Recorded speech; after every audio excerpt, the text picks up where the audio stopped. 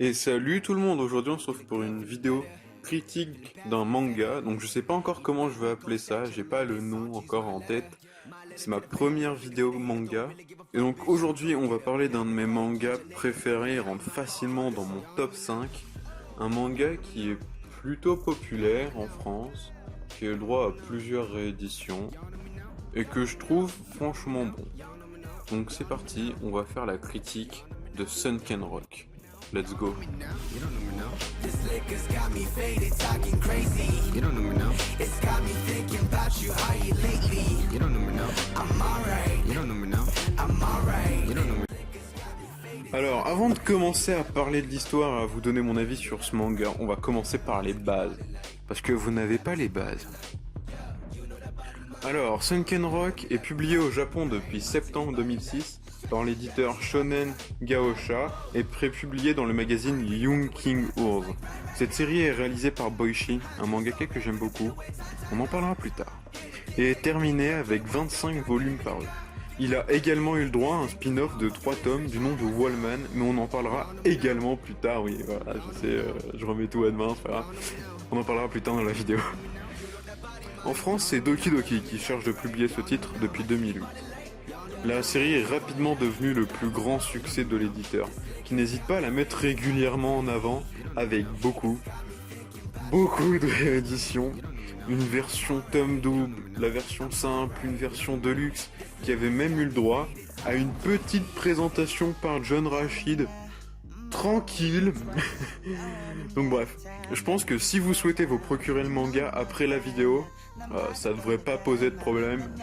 Vous aurez le choix entre 2-3 éditions. Faites-vous plaisir. En plus le manga est très bon, mais voilà, on va en parler. Donc maintenant que j'ai fait les présentations, on va pouvoir s'attaquer au synopsis du manga. Kitano Ken, un jeune lycéen orphelin et bagarreur, décide de partir en Corée pour rejoindre la fille de ses rêves, Yumin.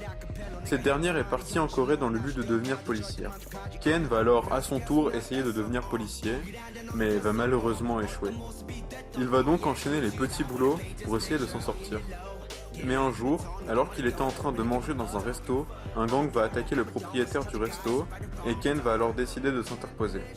C'est à ce moment-là qu'il va être repéré par Taeso, un chef de gang, qui impressionné par Ken, va décider de le recruter pour le faire devenir chef de sa bande.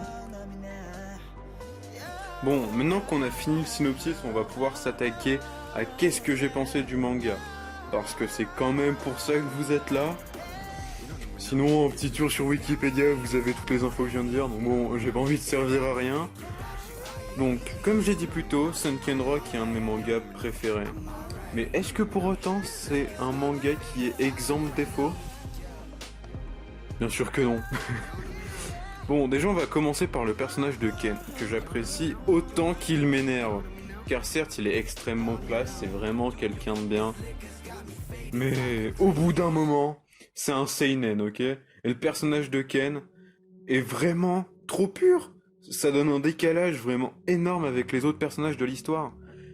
Qui, même s'ils sont sympas, c'est des bons personnages, c'est des personnes bien, ils ont tous une part d'ombre.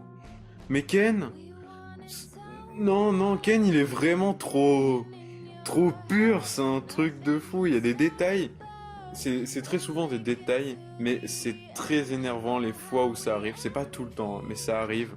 Par exemple, il va y avoir une romance entre Ken et Yumin, mais à certains moments, Ken, il va avoir des occasions avec d'autres filles. Mais quand je dis des occasions, c'est pas des occasions genre, tiens, elle lui a fait un sourire et tout, non, c'est des occasions genre, elle est en train de le chauffer de ouf et elle se colle limite à lui, tu vois. D'ailleurs, elle se colle à lui, oui, carrément, c'est même pas limite, elle se colle, elle se jette limite dessus. Et lui, il les repousse en mode, non, désolé, je suis avec Yumin et tout, mon cœur est déjà pris. Il sort même pas avec Yumin. Au moment de l'histoire où les choses arrivent, il ne sort pas avec Yumin. Alors, ok, à la limite, vous allez me dire, non, mais c'est juste que c'est pas un gros chien, ok. Et je comprends. Mais il y a un des trucs qui m'a le plus énervé du manga, c'est que Ken, ça devient un mafieux.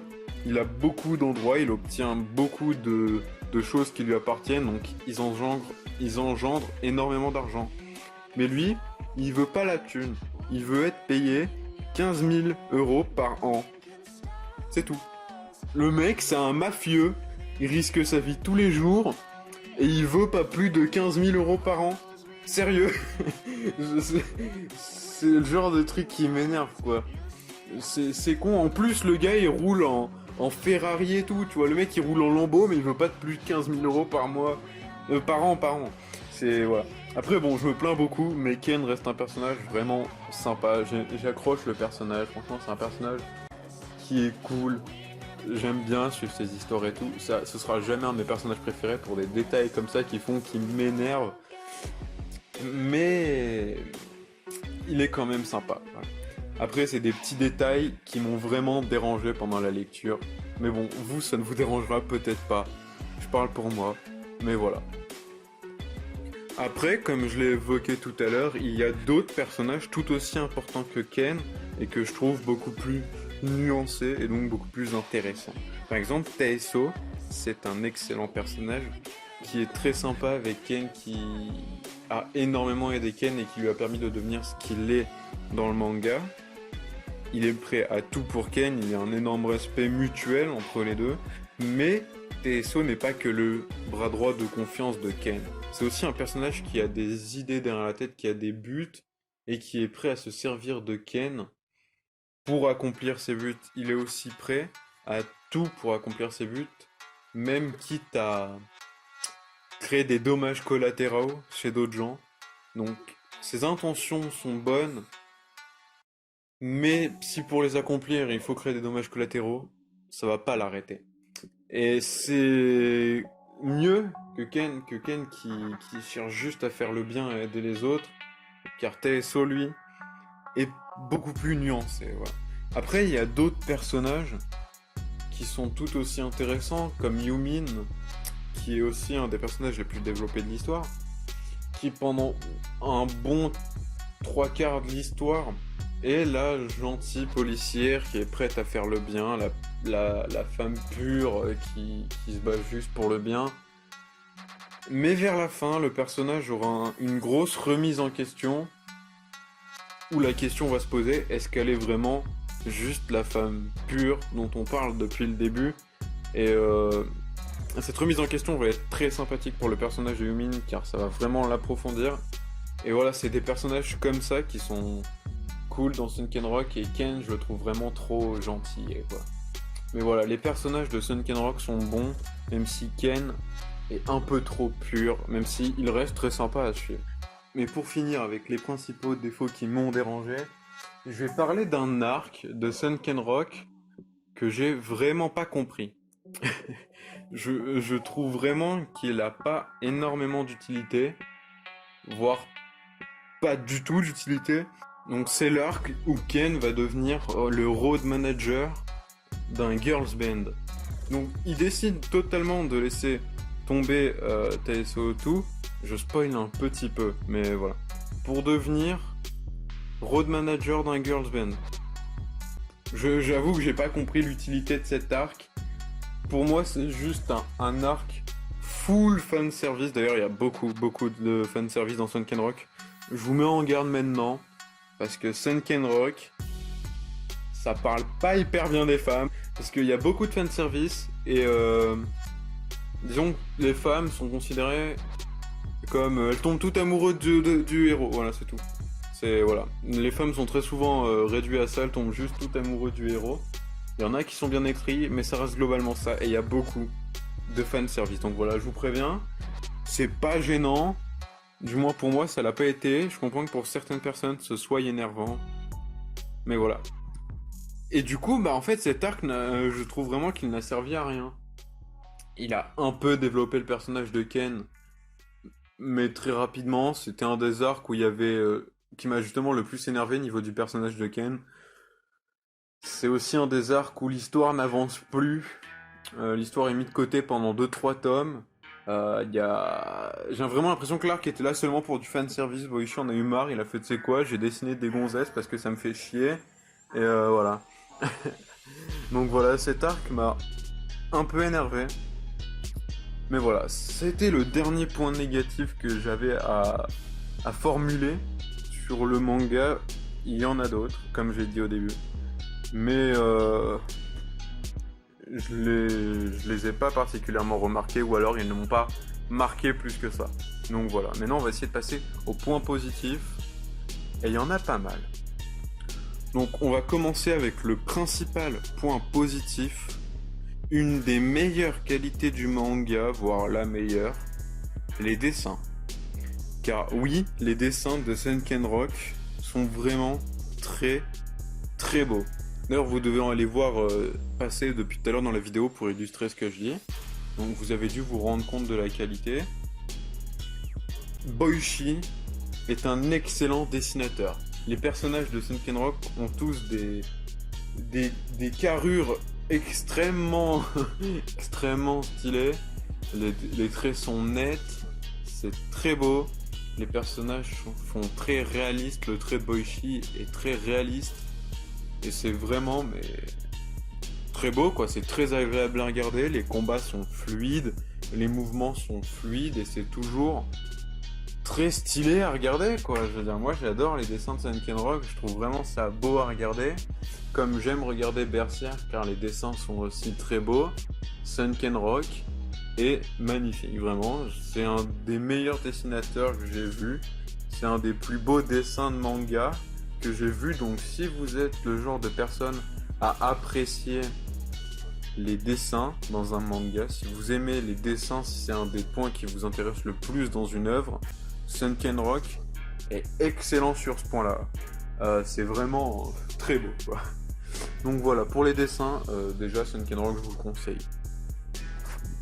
Un autre des gros points positifs de Sunken Rock est les thèmes abordés. Donc il y a plusieurs thèmes qui sont abordés dans Sunken Rock, dont l'un des seuls thèmes l'un des seuls bons points de l'arc que j'ai dénigré tout à l'heure, c'est le fait qu'il parle du traitement des jeunes, des nouvelles chanteuses, des jeunes stars, vis-à-vis de leur manager ou des personnes qui les recrutent, qui en profitent physiquement. Voilà, c'est genre soit tu me pépons, soit tu dégages. Voilà, donc il en parle un peu, Boichi dénonce ça, et c'est le seul bon point que j'aurais à me donner à l'heure de tout à l'heure. Mais un des principaux thèmes qu'il traite est le racisme. Donc pas le racisme comme nous on voit en France, même si ça s'en rapproche énormément. C'est plus précisément le traitement des étrangers en Corée. Le traitement des étrangers en Corée, où l'on voit que Ken a eu de la chance, il est tombé sur les bonnes personnes en arrivant, des personnes très gentilles, très accueillantes, mais que ce n'est pas le cas de tout le monde, et que certaines personnes sont tombées sur des mecs vraiment connards, quoi. Des mecs qui les ont maltraités, qui les ont dénigrés car elles étaient étrangères. Et donc ça va d'ailleurs me permettre d'avoir une transition toute faite pour parler. Et donc un des derniers points positifs dont je parlerai, qui est directement en lien avec le thème du racisme en Corée, c'est avec la bande de Kim Ban-fung. Ma prononciation est claquée au sol, clairement, qui est un peu le rival de Ken pendant une grande partie du manga, et qui va créer au fur et à mesure une petite bande avec lui. Une bande qu'il va créer grâce à la haine des Coréens envers eux. En fait, toute la bande, plus on va les découvrir, plus on va se rendre compte qu'ils ont tous rejoint Kim Ban-fung, car lui aussi subit des mauvais traitements car il est étranger, et on se rend compte que toute son équipe en a aussi subi, et que Ken est un peu l'opposé de Kim Ban-fung, car si Ken avait reçu un mauvais traitement en arrivant en Corée, s'il n'était pas tombé sur les mauvaises personnes, il aurait pu devenir comme lui. Et donc ça traite de ce sujet, et donc ça dit, en grande partie, un des principaux messages qui est lâché grâce à ça, c'est que toutes les personnes ne sont pas mauvaises. Si vous êtes un étranger et que des mauvaises personnes vous traitent mal car vous êtes étranger, c'est que vous êtes tombé sur des connards, et qu'il ne faut pas perdre espoir, en gros. Et c'est un message sympathique. Donc voilà, c'est un des principaux thèmes qu'il traite. Et d'ailleurs, l'arc Kim Ban-fung est aussi un des meilleurs arcs du manga. C'est celui qui traite le meilleur thème, et c'est aussi celui qui a le plus d'intensité émotionnelle avec l'arc final. Donc vraiment l'arc Kim Ban-fung, et même le thème qu'il traite sont vraiment excellents. Donc voilà. Et comme je le disais tout à l'heure, l'histoire est intéressante tout du long, avec quelques baisses de régime lors de certains arcs, dont celui où Ken devient road manager. J'aime vraiment pas cet arc, ok. Mais la meilleure partie du manga se trouve durant les 2 derniers arcs, car c'est ceux qui ont le plus d'intensité émotionnelle et ceux qui ont aussi le plus gros enjeu. C'est ceux qui ont aussi les meilleurs bastons, faut pas se cacher. Puis, étant donné que c'est les 2 derniers arcs, c'est ceux qui vont tout conclure, qui ont le plus d'importance dans toute l'histoire. Et franchement, la conclusion est surprenante, très surprenante, mais elle déçoit pas. Je sais que les fins dans les mangas et dans toute œuvre, généralement c'est compliqué. Il y a très peu de mangas, séries, dont on est content de la fin. Je veux dire, tout le monde est déçu de la fin de Game of Thrones, tout le monde est déçu de la fin de Naruto, vous voyez. Et pour moi, la fin de Sunken Rock est bien. C'est une bonne fin, franchement, elle est bien réussie, elle est surprenante, elle arrive à nous surprendre et à nous satisfaire en même temps.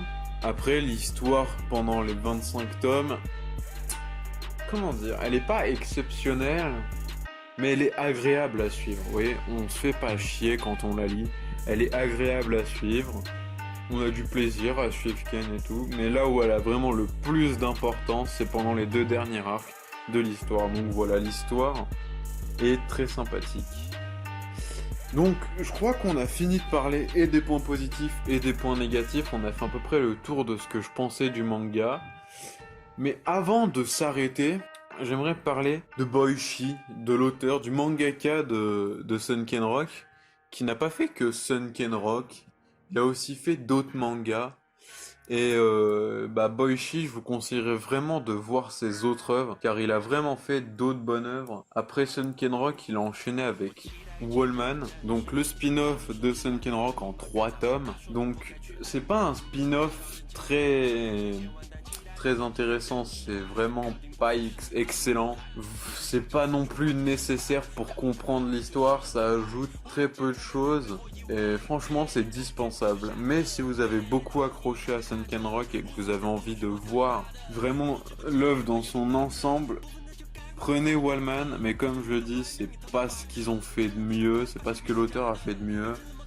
C'est édité par Kazé, c'est compliqué à trouver en plus. Il y a pas mal de ruptures de stock sur ces tomes.